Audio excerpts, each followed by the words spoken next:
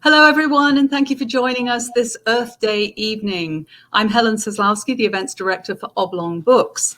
Before I welcome our guests this evening, I have a few instructions for those of you who've not attended one of our virtual events. If you have questions at any time during the presentation, you can type them in the chat on the right side of your screen, or there's an Ask a Question module at the bottom of your screen, and if you click on that, you can also enter your questions there, and we'll address them at the end of the program. For those of you who'd like to purchase a signed copy of Holding Back the River, there is a green Buy the Book button at the bottom of your screen. And for those of you who prefer to listen to your books, there is a link to purchase the audiobook in the chat.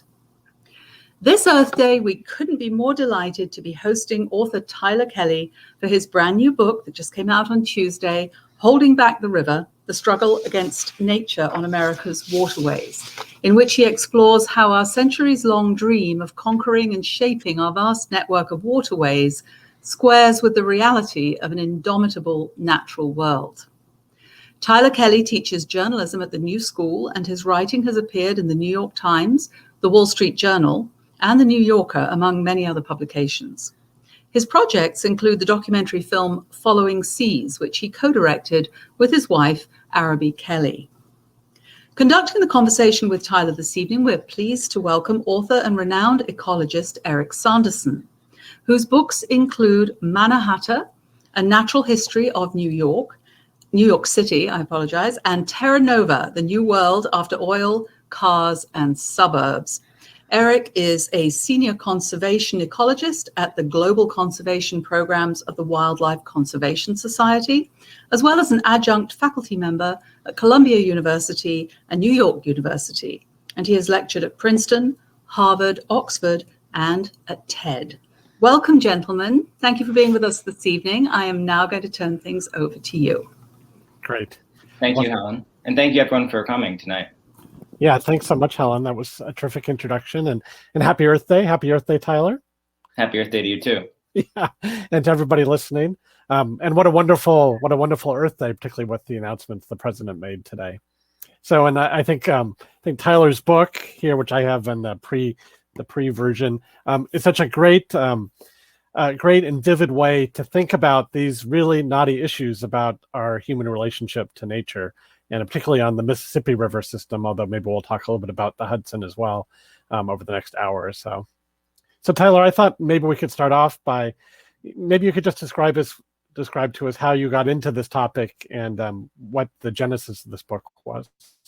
Yeah, so I grew up in Minneapolis. I was always aware of the Mississippi, aware of big kind of Midwestern, or they used to call them Western rivers.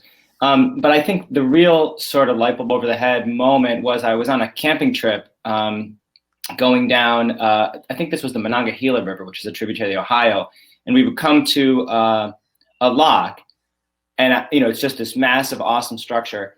And you realize that even in your little piddly canoe, you can pull a string, and they'll sound a horn, they'll flash a light, and they'll operate this massive, expensive piece of infrastructure sheerly for your benefit, and you don't pay a dime.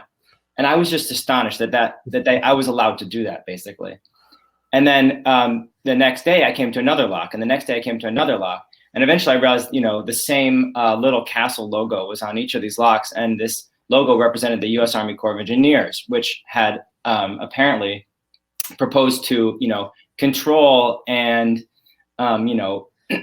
utilize this entire river. And not only this river, but it turns out, dozens of other rivers. And once just the sheer scale of that effort, the hubris, the gall, the ambition dawned on me, I was really, really struck by it, sort of from then on, and I still am.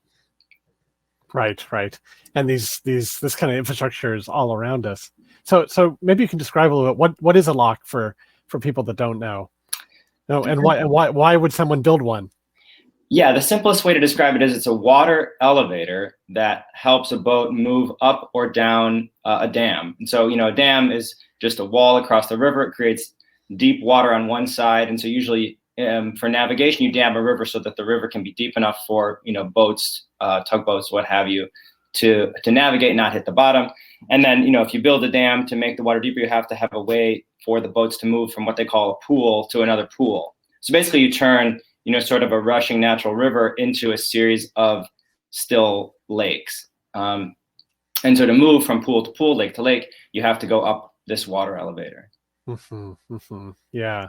I mean, I really love that description in your book of a river, which you think of as this sort of free-flowing thing being transformed into these lakes with these, stair steps going down and also up in some places, depending, I guess, which direction you're going.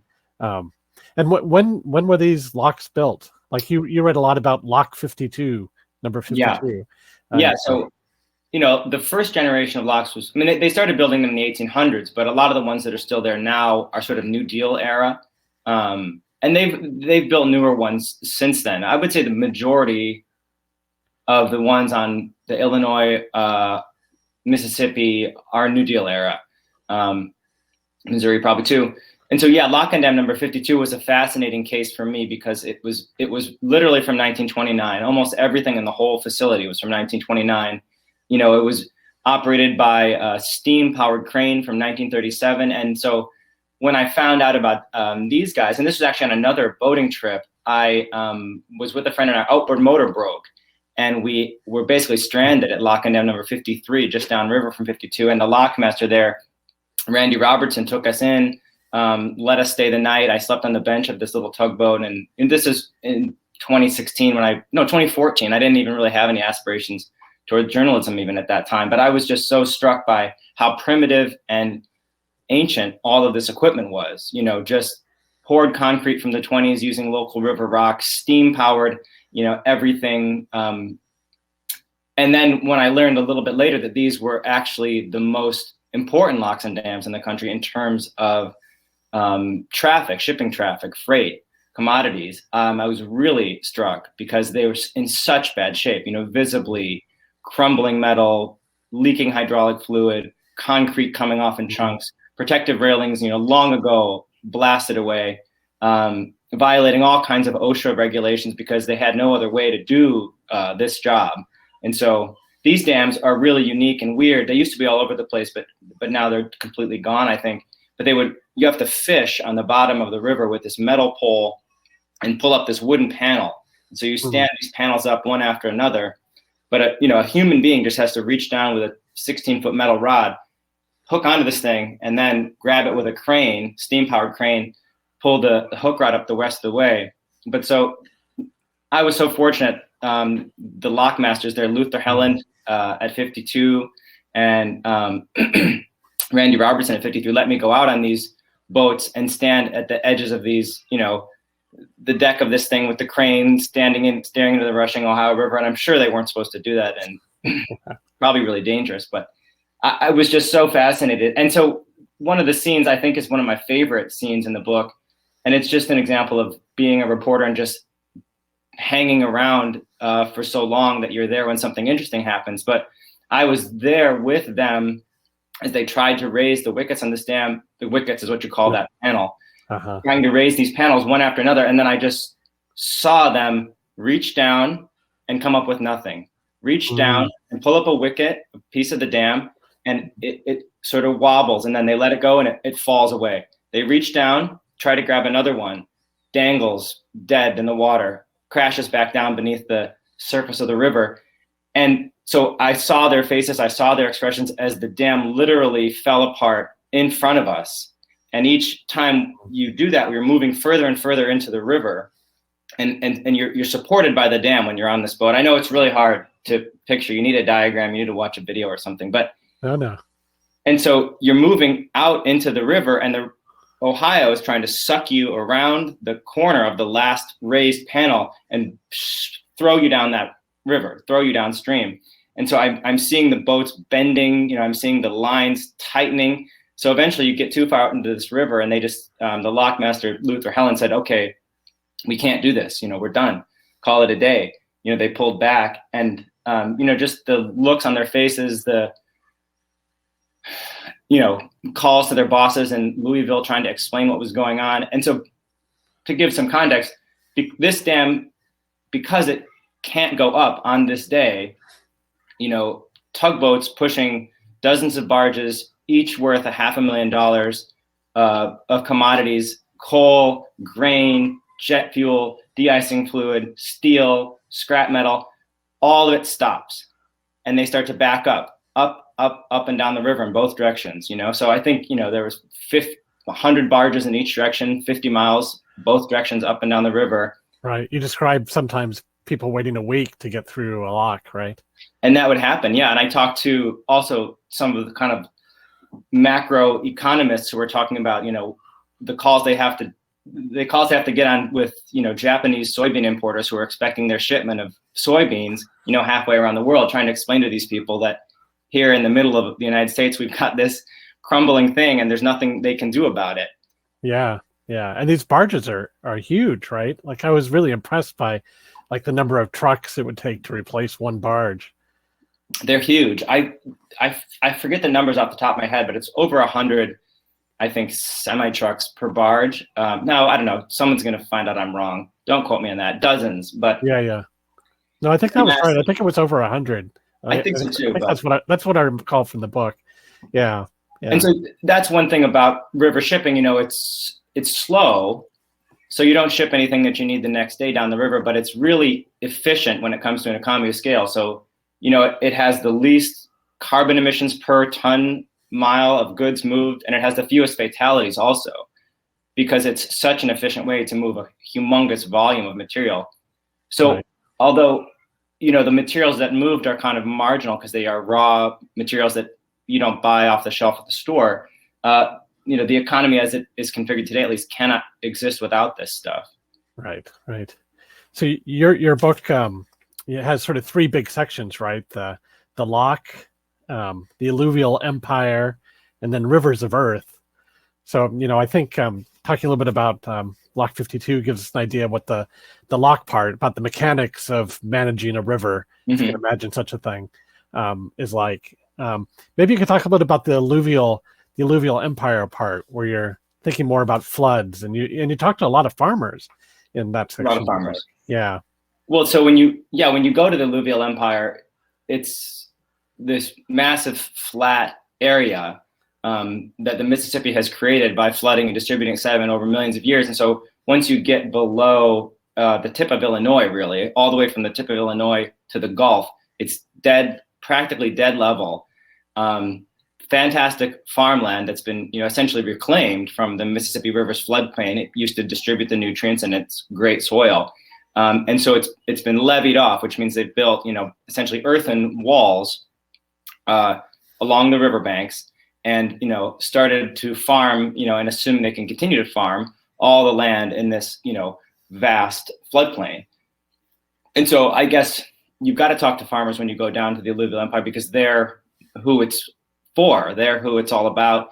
They are on the levee boards. They are the major citizens in all these small towns. They own all the land that is on the other side of the levee. And so it's just a tremendously ambitious system, these levees down there, for the benefit primarily of agriculture. There are some cities in there, but it's really mostly about agriculture. Right.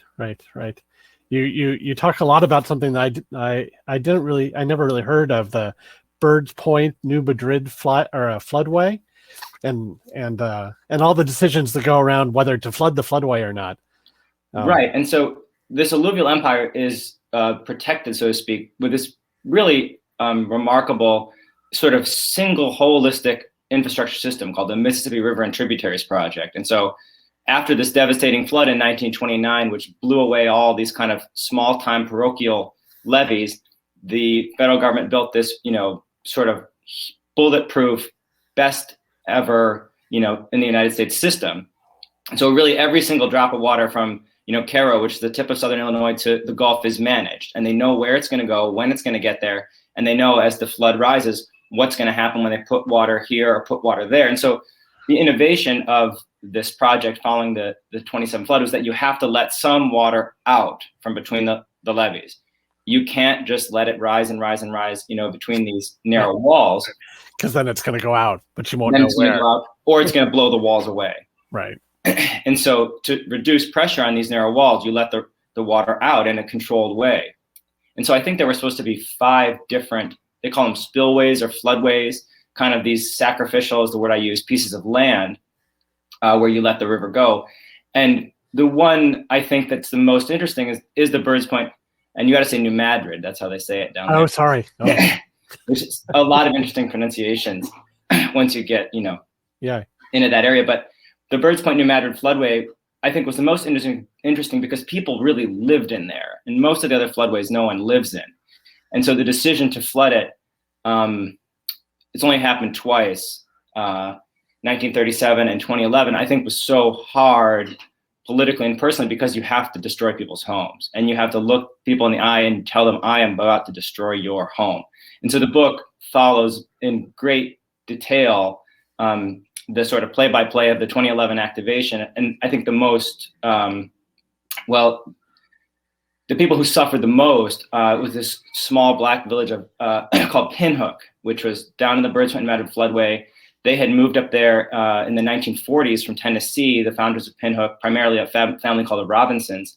And the way they tell it, never had really a choice to buy any other land that wasn't in the floodway. So I think unlike many of the white farmers who chose to live in the floodway or chose to farm in the floodway and could have farmed and lived elsewhere, the people of Pinhook never had a choice, truly. And then, fast forward to 2011, one of the women I talked to, they call the unofficial mayor of Pinhook, Deborah Robinson Tarver, she says that she found out about the evacuation on Facebook just a day or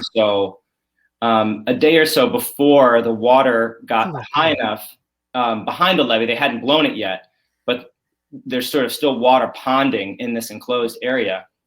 So just a day or two before the water got too high over the roads to Pinhook for them to get in or out, she found out about this on Facebook, sort of heard rumors. And then she called her mother and her sister, Twan Robinson, who I also spoke to, her mother, Aretha Robinson, who I also spoke with. And they rushed to pack up their belongings, find some trucks. And, it was really frantic and upsetting for them. Get their stuff out of the levee, get it to a friend's house, out of the floodway. And then I know Twan, she told me, came back the next day to get a couple of other things. She said her Social Security card, put it in a briefcase, put it on her table. She was, bustling around getting other things, and she said she just forgot that briefcase with the Social Security card. Oh no! And left. And by that point, the National Guard had set up checkpoints along the levee, and they weren't letting anyone in or out. And so, they never saw their homes again until weeks and weeks later. They activated the floodway May 2nd, 2011. 400,000 cubic feet of water. I think it's the equivalent of 20 Hudson rivers in terms of volume. Blasted down there, obliterated their homes, tore off the walls, tore off the roofs, and they were never able to live there ever again. So the next part of the struggle for the people of Pinhook was getting some kind of compensation, which they felt they were owed. And, eventually they were able to get some money from FEMA and HUD to purchase and construct new houses in a nearby town outside of the floodway. But they really hoped for a new, coherent village, a new community, and they never got that. And, there were sort of rumors, or maybe they would get enough money. And I think that was hard for them over the years to have that promise dangled and then sort of never materialize. But I attended it wasn't a ribbon cutting. It was kind of a blessing of the new homes that they received.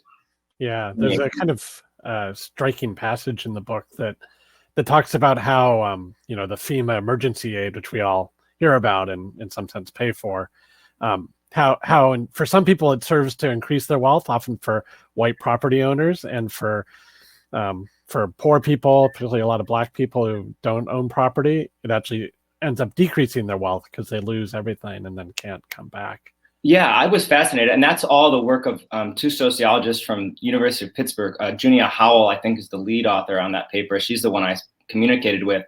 But yeah, she looked at all this data for disaster aid recipients and, wealth gain or loss over time. And, in every instance, the more disaster aid an area receives, the wealthier the white population becomes, and the poorer, the less wealthy the Black population becomes. So an inverse proportion to aid received. So if the disaster were to occur and there was no aid given, the Black population, according to her work, would actually have been better off. But the more aid there is, it's sort of, and I don't know if Right. she even understands exactly how this happens, but again, I think going back to something I mentioned before, she sort of concludes her paper by saying, imagine a disaster relief system that wasn't designed to restore individual parcels of property, but was designed to restore communities instead. And so I think her conclusion is sort of, if you own property, it's not that hard to get it restored. But if you don't own property, you have much less of a claim to make to FEMA, to insurance companies, to whoever, to try to get some kind of compensation or restoration. And so I think that's where she was going. And I think social scientists don't want to, set policy really. They're pretty, by the book, but I think that's where that paper was ending. Yeah. Well, it strikes me all the time in my work on New York City, how we draw these very strict property lines and they have very particular rights associated with them. But, they're all kind of an artificial construct that don't necessarily align with the lines that nature draws or the rules that nature follows, for that matter. And often so many of the conflicts around society and the rest of nature revolve around these kind of little geographical problems or large geographical problems, and disconnects from the way, nature has represented the law versus the way nature actually works. No, absolutely. And I was, interested to learn, to the Army Corps of Engineers' credit, they're one of the few agencies I've ever seen that they have jurisdictional units based on a river basin, so based on the watershed lines. And so you'll see a picture of, say the Vicksburg district for the Army Corps of Engineers, and it's this really weird jagged shape that makes no sense at all to us. But they set that up, on the basis of, here's the river basin, here's the tributaries, and here's this section of the Mississippi that we're going to manage.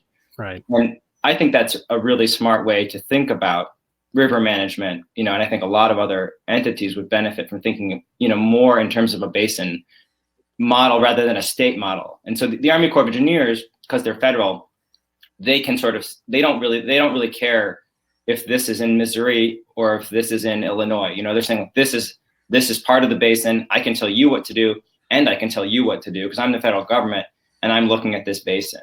And I think that's a really interesting level of government. I talk about that more at the end of the book. Yeah. It's sort of above the self-interested, counties and maybe even states, but it's not the federal government, which, at least people in the middle of the country don't like the feeling of the federal government coming over from Washington and imposing its will on them. So this Mississippi River Commission, unless it's imposing its will on the river, maybe. Well, yeah, at their behest, Yeah, that's right. Yeah.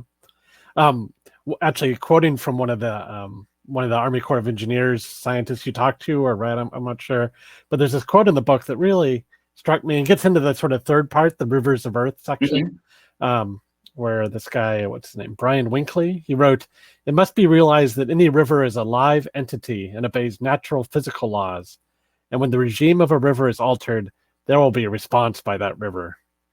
And then I wanted to say dun dun dun, because I think so much is about the power of rivers, and then these human attempts to control it, which over the long run seem doomed to fail somehow.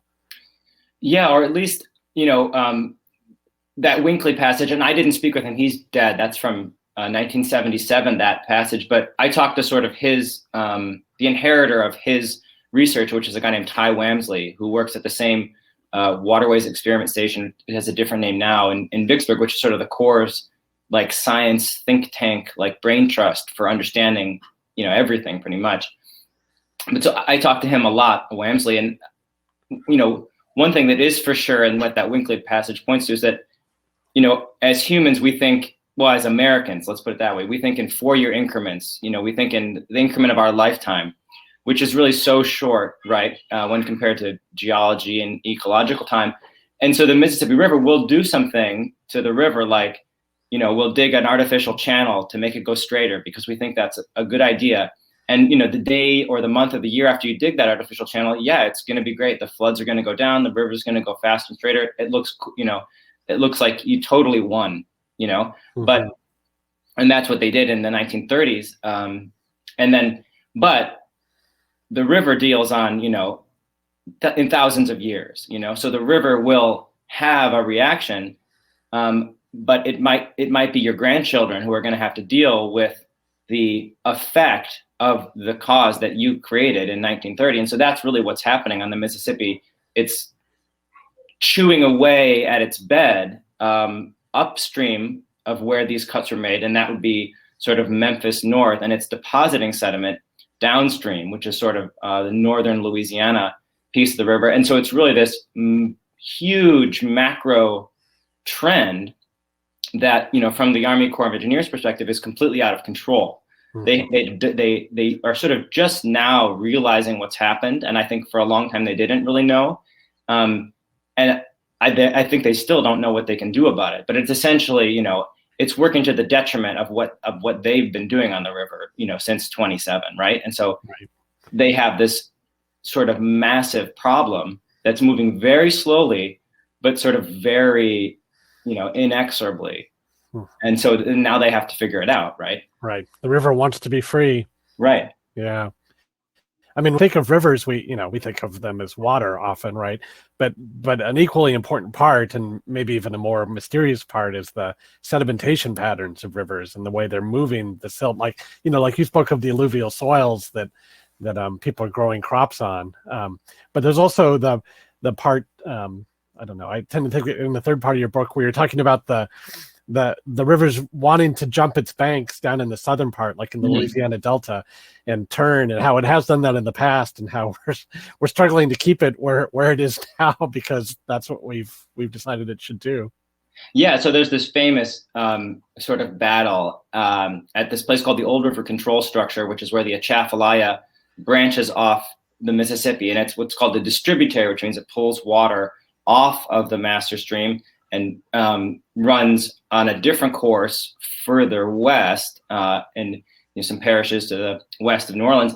And so in I think it was about 60, the Corps set up the structure to control the relationship between those two rivers, because the Atchafalaya route is shorter and steeper. So the Mississippi would naturally abandon its current delta and shift to go down the Atchafalaya, as it has done reliably every 1,000 years, as it builds these sort of superannuated, attenuated, shallow deltas, and then jumps, which is just what every alluvial river has ever done. It's the nature of physics, hydrology, etc. That's how you get those big deltas, whether we're talking about New Orleans and southern Louisiana, or the Nile River Delta for that matter, right? Exactly. Yeah. And so now what's happening, because that's not being allowed, is the land around Louisiana coast is sinking, because the river doesn't have as much sediment as it used to, and it can't replenish the land like it used to because of the levees that constrict it all the way down. And the sea is rising, and so it's this transition, which is natural. It's happened across geologic time, from a river-dominated delta system to a ocean-dominated delta system. And this paper came out just before my book went to press, and I was able to include it. But a really brilliant scientist at LSU that I've spoke with in Baton Rouge, he said to a reporter from the Times-Picayune, "We're screwed. The coast it's past the tipping point. We cannot restore it. We will not restore it." And he said, within 50 to 200 years, the coast is going to be at the latitude of Baton Rouge on the north shore of Lake Pontchartrain, which is 100 miles north of where it is now, or something like that. It's an unthinkable transition, just a preposterously destructive, complicated prospect to imagine a coast there, right, instead of where it is now. Yeah, when I studied the Mississippi River Delta in graduate school, we all kind of just shook our heads. From an ecological perspective, it's so clear with what the river, has done and wants to do, and how these control structures are just, not allowing it to, because we decided this is where Baton Rouge is, or this is where New Orleans is, through these sort of, accidents of history. Right. And it's like, we might get away with it for 200 years or so, but, which is, I guess it's a long time, not for the river, but for us, I guess it is. Well, that's right. I mean, I guess I feel so much, like I said to you the other day, that, we're living in this time where we're reaping what past generations have sown. And, in terms of river infrastructure is what you're talking about, in terms of, building in the flood zone, which is a big issue in New York City. Also, the social injustice issues that are so apparent at the moment. These are all decisions not necessarily made by the people that are alive today, but they're made by our parents or our grandparents or our great-grandparents, that creating these legacies that are carrying over. And they always thought, well, somebody's going to have to deal with it sometime. And guess who that is? That's us. No, that's well said. And I think I phrase it probably not as well in my book, but I say, the infrastructure we have reflects, a set of assumptions about the climate and a set of social values that, are very old. And so I think when we think about building anything new, people are asking about, Biden's American Jobs Plan in the chat here. We should first, before we rebuild it, we should look at, does this structure serve the purposes that we thought it served? Do we still want that benefit, so-called, that it grants us? Does it, distribute that benefit in an equitable way? And I think we should think about all those things before we just sort of, I feel like there's an impulse to knee-jerk rebuild something that's broken and not ask, do we still need this thing? Should we take this thing down? Should we reimagine this thing? And that's why I started this project in 2016, during the 2016 election. And at that time, especially, the buzzword was crumbling infrastructure, crumbling, crumbling. And I realized after a while, the people that use that are really just saying, let's just rebuild everything. It's falling apart, rebuild it. And I felt like that was such an uncritical objective, that this push to just rebuild the crumbling. And so I sort of tried to upend that, I guess, in my book. Yeah, totally. I mean, I have to say, over the last few weeks, as the Biden administration's been rolling out their infrastructure plan, I've been a little bit cringing for exactly this reason, that, and the emphasis on jobs, which I completely understand the political incentives for, doing that. But you could have a job that does something that's really destructive, or you could have a job to do something that's really creative, right? And the fact that, nature is the fundamental infrastructure of the country, the most fundamental one. And yet how much, we conceive of infrastructure as the locks, as the roads, as the bridges, and so forth. Although, I have to say, today I was really heartened by the announcement. I don't know if you have any off-the-cuff responses to the fine words the president said about, dedicating us to a path that gets us a little closer to doing what we need to do on climate change. No, I mean, I think the emission reductions goals are, they're fantastic. There's no choice, right? I mean, what else can we really do? So, so I think to me, the way I look at it is you're working to prevent the climate from changing even more than it's already changed. And that we should do, with every capability that we have. But I think sometimes I fear that push overlooks the need to prepare for life in a changed climate, because it's already changed. It's not going to be fixed.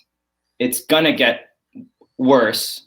It's going to get more extreme. There's going to be more fires and floods and storms. The question is just how many more. Maybe we can say it. We can try to prevent it from getting super bad, right? But it's going to get worse. And so I'm really interested in this idea of because I'm interested in infrastructure in the rivers. What can you build, or what can you just take down? What can you remove to reduce the risk of suffering these billion-dollar weather events, which we had in the United States, 22 of them in 2020, the most of all time, and that has nothing to do with the pandemic. That's just destruction from weather, extreme weather, right? So you could not suffer that loss if you were to plan better, right? And that's what you were saying earlier, Eric, is, we're dealing with the legacy of 2 generations ago. People made some plans, right? And some of them were good and some of them weren't. But what I would really want to know is, how can we who's planning right now for 100 years from now? I get the emissions piece. That's a good start. But I think we should also be planning for how bad is the weather going to get, and what should we do about it? And that piece I don't hear much about from anyone in the United States. I think that the Dutch are obviously the go-to for that, and they've looked at the bad weather out to 2200, and they have a plan in place that they're building for the bad weather to 2200, and they're doing it now. Yeah. So I look at this moment in the book where Hurricane Katrina actually, and remarkably, Hurricane Katrina was a huge wake-up call to the Dutch, and I didn't know this until I did the book, obviously. But that's when they realized that the structures they had started building after this disaster in the 1950s weren't adequate to the changes that were coming, and they sort of reimagined their whole flood control philosophy after Katrina. Whereas in the United States, what did we do after Katrina? We just built bigger walls around New Orleans. New Orleans is a walled city. Right. So, we built bigger walls, and the Dutch started taking walls down, actually, because, again, you let the water spread out, you reduce the risk. And so I was really struck by that, that comparison. There were a lot of Dutch in New York right after Hurricane Sandy, too, for a similar kind of reason. Mm-hmm. I guess I feel like I have two things to say. One is, we so much about your book is how we're trying to manage the river. It wants to do its own thing. We're trying to manage the river because of certain very specific economic activities and that are very important ones. I mean, ones that we all depend on, right? Like, it's easy to sit in New York City and say, well, I don't know if you need that lock or whatever, but in fact we do need that lock because so much of the stuff that we end up consuming comes along that lock on that river. Absolutely. But I also feel like that we tend to think the economy is the thing that's fixed, and therefore the river or nature more broadly is the thing that needs to be controlled and managed to serve that economy, rather than thinking it the other way. Like, well, actually the productivity of all those soils and the reason the water can carry so much stuff is because it's such a mighty river that has this way of being that wants to move and wants to move sediment and wants to create these oxbows and these alluvial soils, et cetera, et cetera. And so, our priority number one should be to let the river do what the river wants to do, and then be creative about how we design our economic activities around that. It's just a matter of what do we put first? And I would say we should put the nature first and then use what we're really good at, which is being creative, to figure out how we live with that, with that natural resource. And I think there are examples of that. There's a gentleman named Lester Gooden who I really came to admire and enjoy his company. He lives in Cape Girardeau, but he farms in the beginning of this alluvial empire, and he has a farm called Thompson Bend.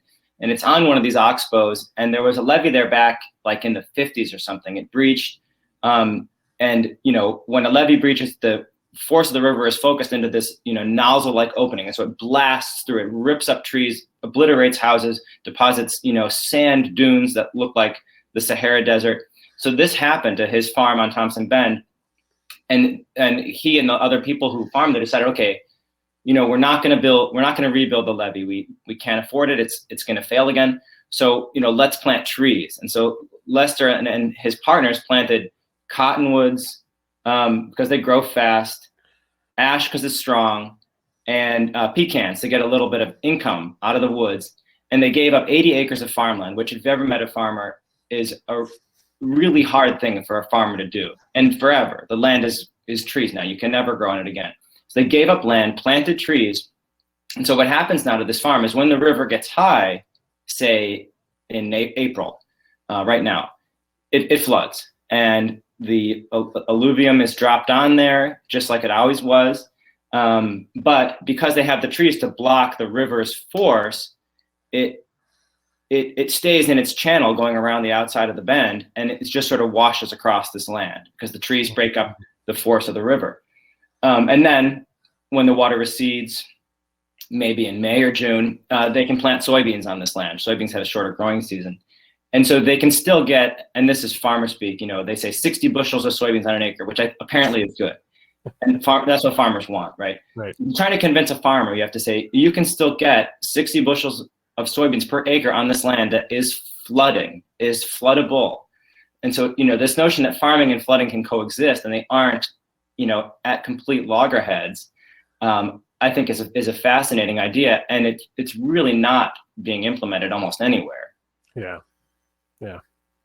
Well, that's such a nice anecdote. Maybe we should leave it there and ask Kellen to come back and join us and see if there's any questions from the audience out there.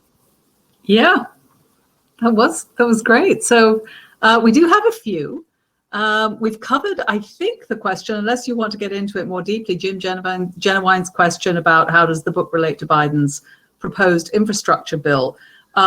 Just riffing off that a little bit more for a second, are you aware that there are any sort of specific advisors as far as, you know, the situation with the rivers?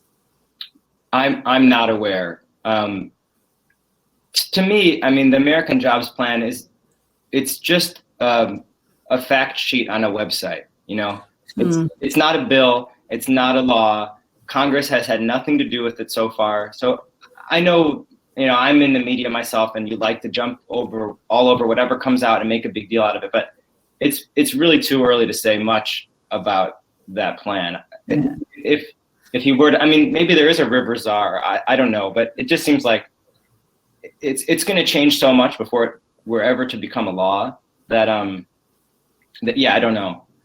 Yeah. It's one statement of intent. I think waterways is mentioned twice in the plan. Yeah. I looked up the word on it, but yeah.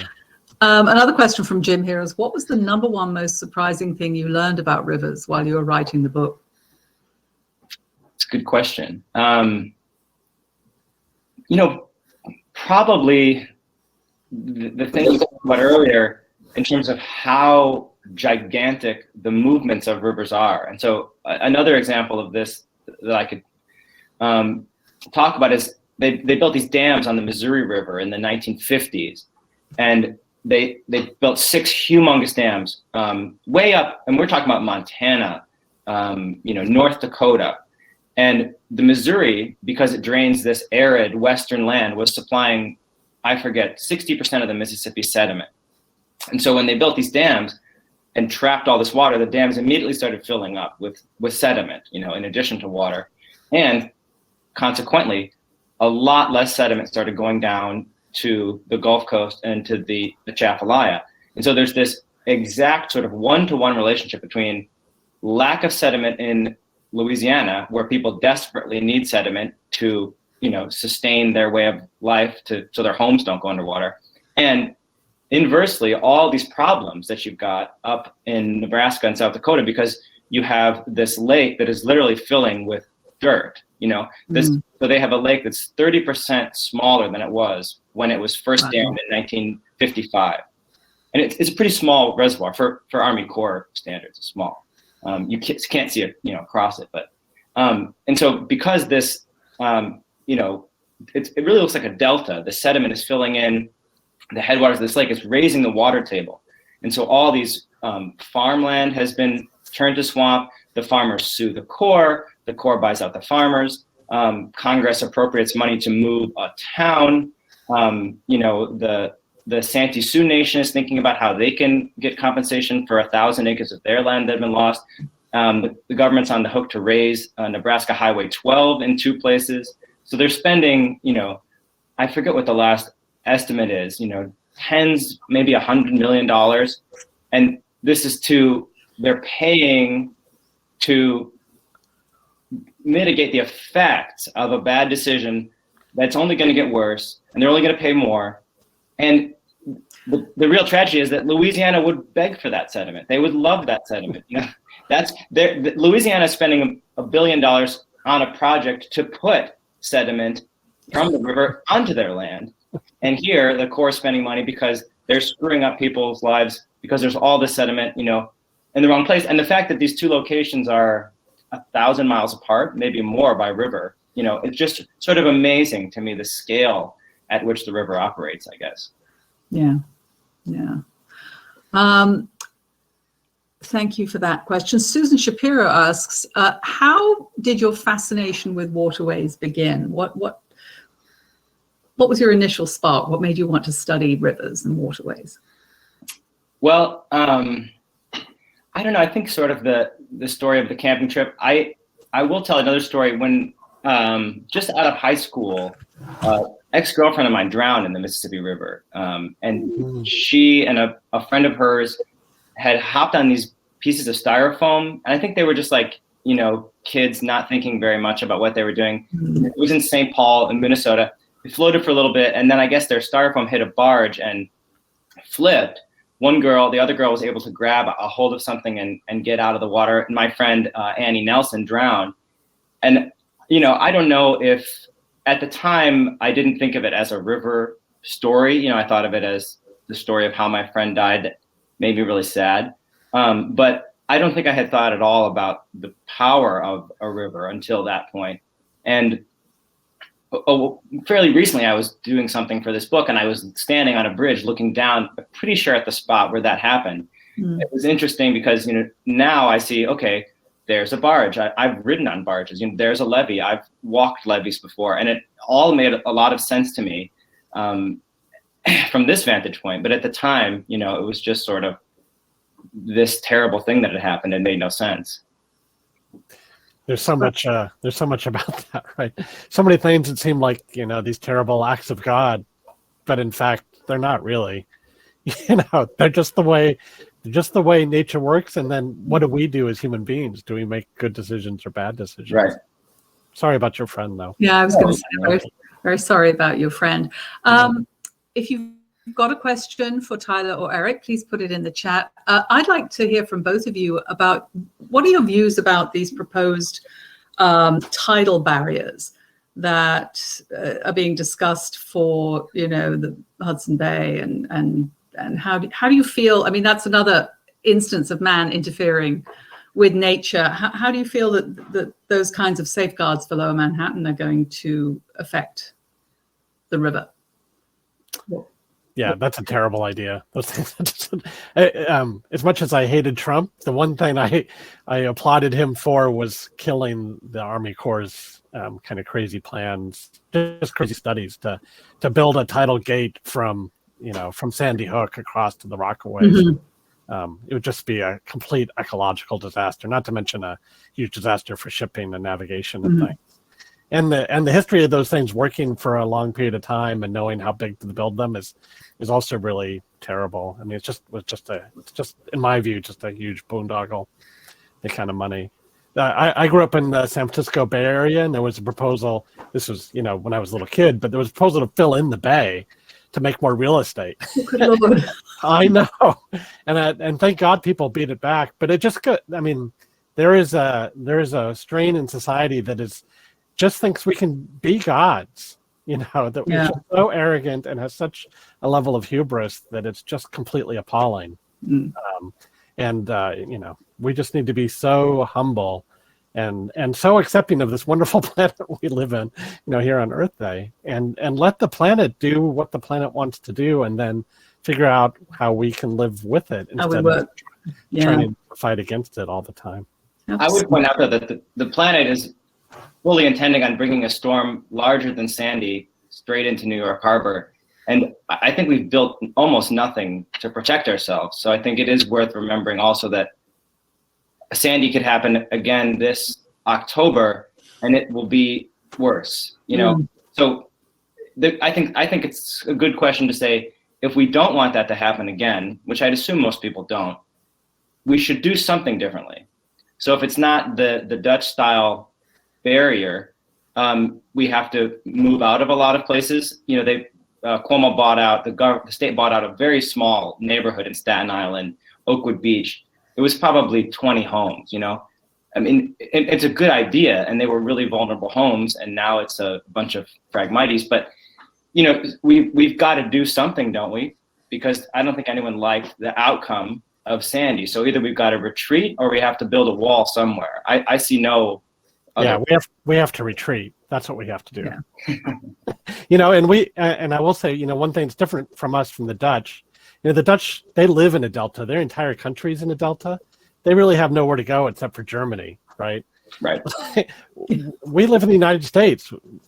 Whether we deserve it or not, we have this enormous country with enormous changes in elevation. So just because, again, someone decided 50 years ago or 100 years ago that they should live in the salt marsh or they should live on the beach doesn't mean that society should be at least in my opinion, of course, that society should be constantly rebuilding infrastructure and rebuilding their houses or their businesses in the flood zone. Yeah. There's lots of room outside the flood zone. Well, in New York City, the terminal moraine starts, a mile from my house.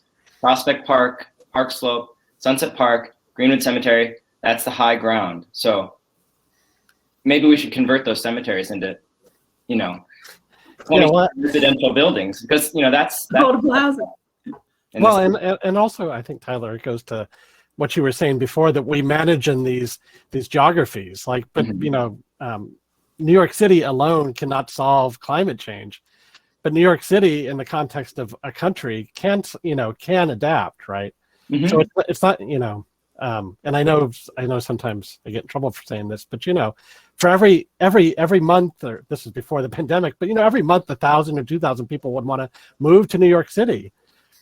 If some of those people might choose, or some of the people might choose to leave the city and go to Syracuse, right, or Utica, those people would love to have them. It's a little bit about your sediment story. Mm-hmm. Not everybody needs to live, in the flood zone in New York City. And to make a point, I've seen, there are a whole, it's not even like a town, but you can drive for miles in Louisiana down in the coast, in the Delta, and every single house is on stilts. And they did that after Sandy. And most of them, I think, aren't full-time residences, but you can build an entire town on stilts. You can build an entire neighborhood on stilts. And it's cool to see, you feel like you're somewhere else. And you're just driving, and every single thing is on, these big pilings. So they've done, I say this in the book, I think Louisiana has really answered questions that we're just beginning to ask in a lot of other parts of the country. It's real for them, it's existential, and it's been that way for decades.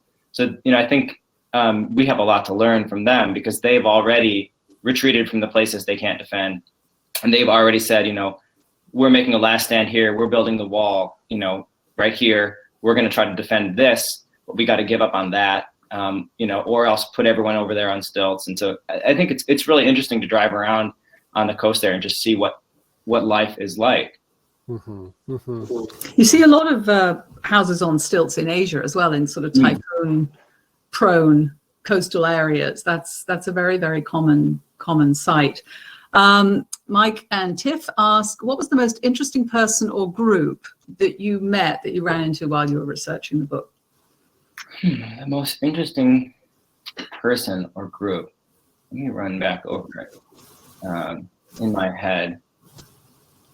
I was really interested to talk to this Mississippi River Commission, which I mentioned earlier is this sort of quasi-governmental body that is in charge of ostensibly the entire Mississippi River. And it's composed of 3 civil engineers, 1 officer from the National Oceanic and Atmospheric Administration, 3 Army Corps generals. But I guess the most interesting thing to answer their question is that this commission, every year, twice a year, they do these public meetings. So anyone in the world can just go to this meeting, stand up, ask them a question. Anyone in the world can present at this meeting and, give them a lot of grief about something that they did that you want them to do differently. And that's mostly what it is. For hours, this meeting go on. And then if you want to, you can go to lunch with them. You can sit next to them, eat a salad on their posh boat, and harangue them some more if you want, or just joke around. But just the accessibility of these 2-star generals, people with serious power. Most of the people who are in charge of the commission go on to be number 2 or number 3, commander of the entire Corps of Engineers. And so, these people know what they're doing. Another guy off the commission is now. He was the Assistant Secretary for Civil Works under Trump. So the head civilian in charge, above the Corps. At any rate, they have real power, and that they go on these meetings. They park the boat, at some tiny dock in a little town in Mississippi, and anyone who wants to can come on and talk to them, and that's what they're there for. So I thought as a reporter, it's going to be really hard. Like, I'm going to have to do this to get access to these big shots. But no, when they do these tours, their job is to talk to me, to the public, to whoever. And I thought it was really interesting to talk to some of these generals, some of these, a guy named Shepard Smith, who's a rear admiral at NOAA. And, not that they had a lot of answers, but, one thing that one of the commission presidents, Major General Richard Kaiser, did for me is I would ask him a question and he'd say, I don't know the answer to that, but this guy does over here. He's my expert, come here. And he would pull this brilliant scientist who's sort of in his retinue, and he'd be like, talk to this guy, Tyler, answer your question. Ty Wamsley, this guy has a question for you. You need to tell him, and then, he basically commanded this, brilliant multiple PhD scientist to answer my questions, and he would do that a lot. I think this particular general was really good with people and communication, but so I not that Kaiser answered a lot of questions, but he introduced me to all these people and basically commanded them to speak with me, which turned out to be a huge part of my book, because a lot of the people I met on those meetings, through, the generals and other people, just tremendous wealth of information about what the Corps has been up to for the last 100 years. Did you get any insight into what the future plans are, if there is any kind of new thinking, or is it just basically building the wall and trying to abate, what's happening? Yeah, no, it is interesting, and there is a lot of new thinking. It gets fairly technical, but basically, the smart people at the Corps realize there are better ways to assess risk and to reduce risk. And a lot of this would involve some form of retreat, probably. So they have plans. But the thing about the Corps is the Corps can't volunteer to do something. Congress has to ask the Corps to do something. That's sort of its role. It does the bidding of Congress. And so until you have a Congress that wants to ask the right questions and give the Corps money and authority to solve problems, to answer questions, none of that new thinking has any opportunity to come to the fore. So right now, the Corps is just being asked to maintain the status quo, and that's what they're going to do until they get a new directive from Congress. So there are some really smart people there who could solve a lot of, I wouldn't say they can solve the big problems of today, but they can start to make changes, but they're not being asked to. Eric, question for you as an ecologist. Do you feel that there's enough interaction between ecology and engineering? Do you feel that if there were more ecologists on board with these engineering projects, there might be more progress made? Yeah. The Corps is actually, there are ecologists that work for the Corps and advise them. And there's a whole sort of new generation of engineers. There's even ecological engineers that's what they're trained in, is to do that sort of work. I think the other piece that you really come into contact with in the city is also the design piece, the architects and the landscape architects. I think there's so much creativity out there. And actually, there's a lot of knowledge too. There are obviously things we don't know, but there's a lot of things we do know. It's not like a lot of the decisions that Tyler was talking about that were made 70 or 80 years ago, where people really didn't understand, where there was a lot of ignorance, fundamental ignorance about the way these big systems work. Science has contributed a lot to that. But the thing I feel like we really bump up against are the political structures and the kind of legal structures that were also actually developed in a time where we didn't understand how these big systems worked. Many of them are inherited from the 18th century, the 17th century, and but they have the active law now, and we are so entrained to them that it's very, very difficult to change them. And that's really I think where the real work needs to come. I think I said this somewhere, but it's the science and engineering is not the hard part, right? The hard part is the political will and popular support. I feel like those two things are really hard to garner, much harder than science and engineering problems. Yeah, that makes sense. Yeah. Well, if we have no more questions, I would like to thank you both for an absolutely fascinating and wonderful discussion. Tyler J. Kelley, everybody, Holding Back the River. We have signed copies of books by both our wonderful guests this evening at oblongbooks.com. Our thanks also to Alex Premiani at Avid Reader Press, which is an imprint of Simon & Schuster, for making this event possible. So thank you, Tyler. Thank you, Eric. Thanks to all of you who joined us on Crowdcast. And please remember, every day is Earth Day. And we wish you all a good night and be well. Thank you, everybody, for coming. Thank you so much. Bye. Thank you, guys. Bye.